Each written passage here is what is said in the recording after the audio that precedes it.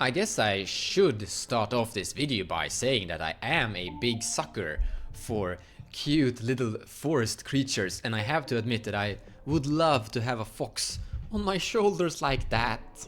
Well, I have a Pooh Bear. So Ellivere of the Wild Court is a 4 CMC white green 2 generic legendary creature human knight 4/4. Whenever she enters the battlefield or attacks, create a virtuous roll token attached to another target creature you control.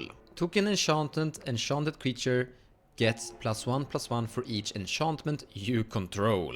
And then she has, whenever an enchanted creature you control deals combat damage to a player, draw a card. So suddenly you have a very efficient game plan where you're basically going to put her into play, go to combat, and then generate card draw from your creatures connecting to face, and well, you already have a win con right here. I mean, you're gonna grow a huge army. I love the part where tiny creatures become huge.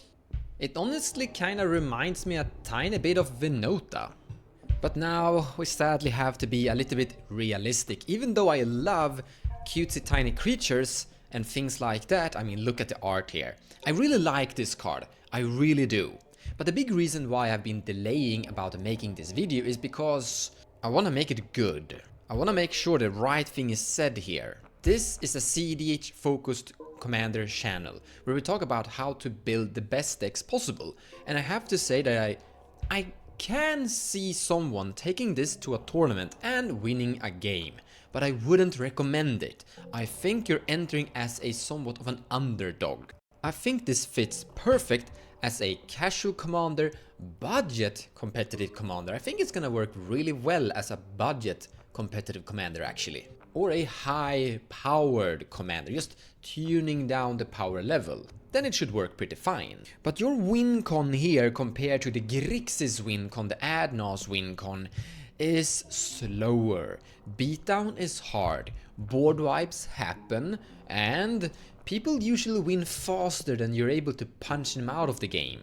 And when you punch people out of the game, you remove someone's counter spells and then someone else win the game. Kinda. Can happen. Usually happen. So you need to slow down your opponents, and the answer is Stax. Celestia has a great hate bears, so we're off to a good start. However, Stax isn't really performing great currently. I don't think I would recommend building a Stax decks and taking a Stax decks to a tournament.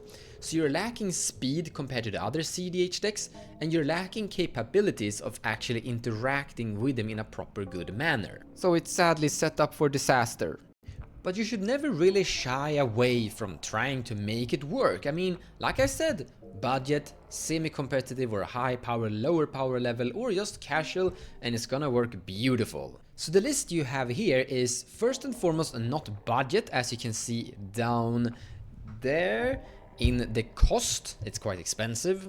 And this is also not a casual build. I can't really build casual decks that well anymore. Rather, what you see here is as a good attempt as possible to bring your app as strong as possible, basically. In other words, you're looking at a semi-competitive or a high-powered list, so to say. I did actually include a big finisher that doesn't demand the commander whatsoever. So we have a natural order here. As an additional cost, sacrifice a green creature, search your library for a green creature card, put it into play, then shuffle. And the answer we're gonna find is Craterhoof Behemoth, and if we have critical mass, we're gonna swing for the win and kill all of our opponents. We also have Elish Norn for more overrun capacity. But once again, I mean, the commander is actually quite good at making sure you're able to punch people out of the game, but I kinda like a big finisher that comes out of nowhere. So we have a combo of sort. We even have some token production to increase the creature ratio. Now this is actually a pretty decent Grand Abolisher variant that is just helping you create tokens to make your Craterhoof work better. But all in all, you're looking at something of a stacks and value deck variant. For example, here you have whenever an enchanted enters the battlefield under your control, which happens when your commander attacks, put a +1/+1 counter on this creature and draw a card. Champion of Lampholt is actually rather interesting because once again you're gonna make your creatures really enormous, really fast, which more or less means that you're gonna make everything you have unblockable. We have Yasharn, we have Aven, Archon of Valor's Reach, Emeria, Endurance, Hushwing Griff, Toctilian Honor Guard. I like to have these anti-ETB creatures. Now, sure, we have an ETB on our commander, but it's not a big thing. We're generating a trigger whenever we attack, so it doesn't matter. It's not hugely important. But opponents are probably gonna be on Dockside, Gilded Drake, and other ETB creatures. We're not that heavy on ETB. Now, sure, we have a Great Roof Behemoth, but it's not always that you have your Hate Bear, anti-ETB, and your Natural Order at the ready. But I personally think that these Collector Oof and these anti-ETB effects are quite important, considering we might accidentally feed Dockside heavily. Manglehorn is also a great way to interact and prevent a Dockside from exploding as all the treasures comes into play tapped. One creature I kind of throw in here, even though I think it's more of a casual creature, is Glory. I guess I couldn't resist. Maybe I can build casual decks still. I think Glory is fun. 3 mana, choose a color, creature you control gain protection, which means that you're unblockable, but it's also a way to, like, for 3 mana, protect your creatures, your commander from spot removal. Someone is, like, abrupt decaying your commander. No, sorry, that doesn't work, but Assassin's Trophy your commander, or abrupt decay your Archon of Emeria. You activate Glory and boom, you have protection for black or green. It's not good, but it's kind of fun. Among all the key artifacts you always play, Chromox, Yule Lotus, Mana Crypt, Mox Diamond and Sol Ring, we are adding in Null Rod. It might look strange that we're playing Null Rod and artifacts at the same time. But the reason is that you don't have to put Null Rod into play the first thing you do. I actually have seen people do land, Sol Ring, Null Rod, pass turn, and I actually think that's okay depending on. But if you have that opener, what you can do is turn 2 your commander and turn 3 Null Rod, because once you have your commander in play, you don't have to have your Sol Ring anymore. I actually want to showcase these 2 cards, Utopia Sprawl and Wild Growth. Now, I am actually including them currently because there are some, once again, like casual synergies here with these things, but I would probably like to recommend removing them for Mana Dorks instead. So we have Llanowar Elf, Avacyn's Pilgrim and Bird of Paradise, but you could add Fyndhorn Elf. Oh, sorry, we also have Delighted Halfling, obviously. But you have Fyndhorn Elves and Elvish Mystic left, or Arbor Elf as well. And that might be better because that's increasing your creature ratio inside the deck, and it's decreasing the amount of enchantments inside the deck. And that could be important because we're staying away from that Dockside and we're getting more targets to put virtue rolls on, and we're increasing the ratio for Great Roof Behemoth. So I do see a world where you don't have these 2 inside the deck, but once again I'm kinda showcasing that there's a casual point to this one as well. I do recommend Sylvan Library here. You see, there are gonna be games when you're gonna go up against opponents that put Draenei Magistrate into play, and when they do, you don't have access to your commander, so Sylvan Library is like a backup plan. Of course, we have spot removals like Swords to Plowshare to potentially remove that Draenei, but it could be good to have a Sylvan Library to draw into that Swords of Plowshare. Speed is the key, so Ancient Tomb, great card. It's actually a perfect fit for this deck, considering your commander has 2 colorless pips on its mana cost, so that's your Ancient Tomb right there. You can have this commander in play turn 3 if everything works perfectly. Actually, you could have it faster into play if you have an opener with, let's say, Ancient Tomb, a land, and a Chromox. You can have your commander in play turn 2. And once again, speed is the key. You want to get your commander into play fast to start develop value.